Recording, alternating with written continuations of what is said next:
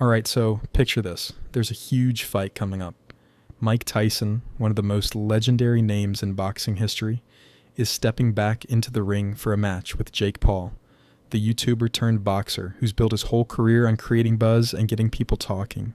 The fight is a massive event, the kind of thing that dominates headlines, gets people arguing on social media, and has fans counting down the days. Every little thing leading up to the fight is meant to keep people excited and talking. In the middle of all that hype, Mike Tyson puts out a training video. It's not just any video. It's meant to make people go, wow, Tyson still has it. The video shows him training hard, throwing fast punches, looking intense, and reminding everyone that he's still dangerous in the ring. But what really makes the video hit hard is the music he used. The track is gritty, high energy, and instantly recognizable to a lot of hip-hop fans. It's a song from the late 90s called Murdergram, featuring Jay-Z, DMX, and Ja Rule. The beat is heavy, the lyrics are intense, and it's the kind of soundtrack that makes a workout clip feel even more powerful. Here's the twist though, Mike didn't get permission to use that song, and that's where everything starts to get messy. The producer who worked on Murdergram, Fyffe, saw the video and immediately recognized the music. That's his creation. He's one of the people responsible for how that song sounds. And in the music industry, if you create something, you have certain rights to it. That means if someone wants to use it, especially in a big public way like a fight promotion, they need to come to you, ask for permission, and usually pay a licensing fee. Fyffe says none of that happened. According to him, Mike Tyson and his team just took the song and used it in the fight promo without asking, without discussing payment, and without giving him credit. From Ty's point of view, that's a big problem. Imagine if you spent weeks working on a piece of art, put your name on it, and then saw someone else using it to promote their event without even telling you. You'd feel disrespected, right? That's exactly how Ty says he feels. So Ty decides to take legal action. He files a lawsuit against Mike Tyson. In the lawsuit, Ty's asking for two main things. First, he wants Mike to stop using the song in any fight promotion material. That's called an injunction. It's basically telling the court, make them take it down and not use it again. Second, he wants to be compensated for the fact that it was already used without permission. That's where money comes into the picture. Those are called damages. The idea is that if the song helped promote the fight and brought attention to it, then Ty deserves a fair share of that benefit. Now, here's where it gets interesting. Some people might think it's just a song and a video. What's the big deal? But in the world of music and entertainment, the rights to a song are a huge deal.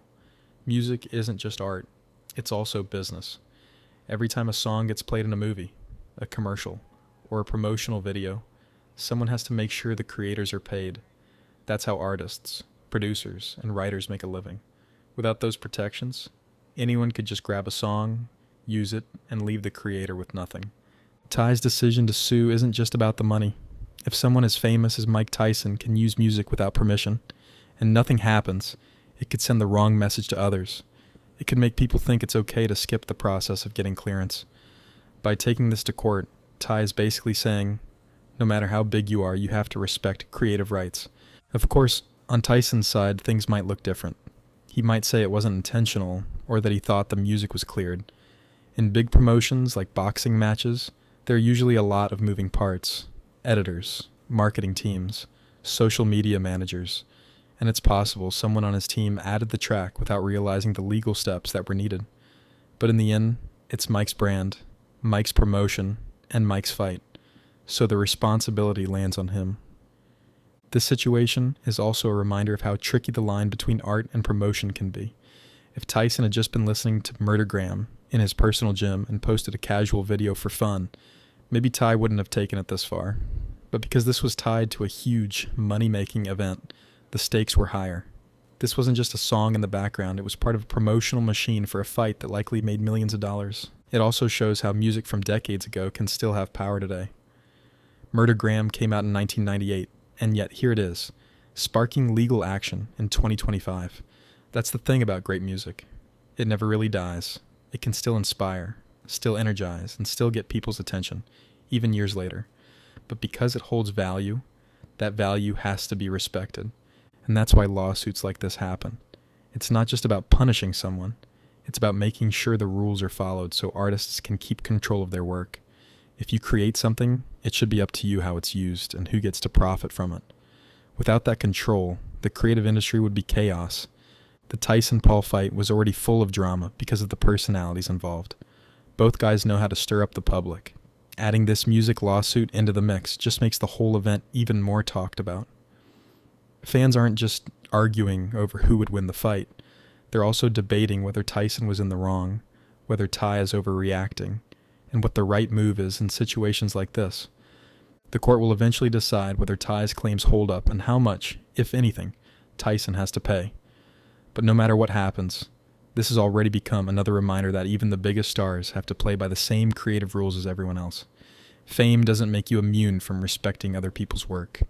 In the end, this whole story is a mashup of sports, music, business, and the idea of respect. Mike Tyson's fight with Jake Paul was about strength and skill in the ring, but this situation with Ty Fyffe is about rights, ownership, and fairness outside of it. It's a lesson that even when the spotlight is on you, and all eyes are watching the main event, the smallest details, like the choice of a song and a promo, can lead to big consequences if they're not handled right. And maybe that's what makes this so fascinating. On the surface, it's about a famous boxer and a producer. But underneath, it's really about the rules that keep the creative world running, the respect owed to people who make things, and how even a few seconds of music can carry enough weight to start a fight that isn't inside the ring at all.